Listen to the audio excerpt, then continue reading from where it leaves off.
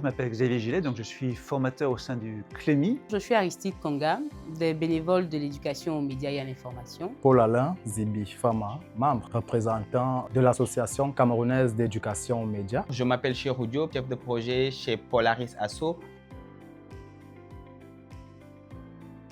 Le référentiel de compétences du RFMI, c'est un outil qu'on a construit pour qu'il puisse être utilisé par tous les acteurs susceptibles d'intervenir dans le champ de l'éducation aux médias et à l'information. Et on y a ajouté des compétences de transférabilité, c'est-à-dire pour tous les différents acteurs qui vont s'emparer de ce dossier-là, de ces questions-là, comment je vais pouvoir mettre en œuvre des ateliers, des sessions, des séances d'éducation aux médias et à l'information en fonction des différents publics.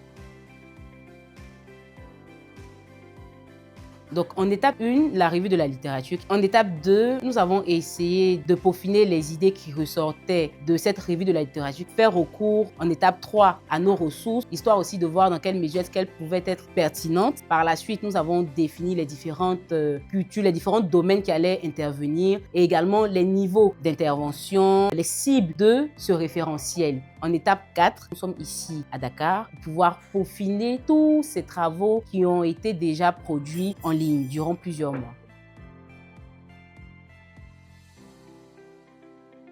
Donc nous sommes à Dakar pendant une semaine pour essayer de challenger ce référentiel afin que les bénéficiaires, qui est la cible, notamment les enseignants, les éducateurs, puissent avoir dans ce document toutes les compétences nécessaires en éducation, médias et l'information. Et il est important pour nous ces sessions de test du référentiel pour vérifier s'il n'y a pas de trou dans la raquette.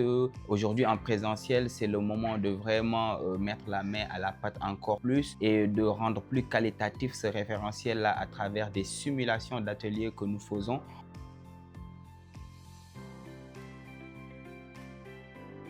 On a essayé de faire en sorte que ce référentiel puisse s'adresser à un maximum d'acteurs différents. Ça peut être des enseignants, des formateurs, des professeurs d'université, des enseignants en école de journalisme, des éducateurs de jeunes. On a essayé vraiment de viser le plus large possible pour qu'il puisse être utilisé. Et la répartition des différentes compétences entre 3 grandes cultures, informationnelle, numérique, médiatique, essaie de répondre à cet enjeu-là. Et on a également intégré dans ce référentiel des niveaux de connaissances élémentaires, intermédiaires, expérimentés, afin que chacun puisse piocher, trouver le niveau qui lui correspond le mieux. Vive l'EMI, vive le RFMI et merci beaucoup à tous.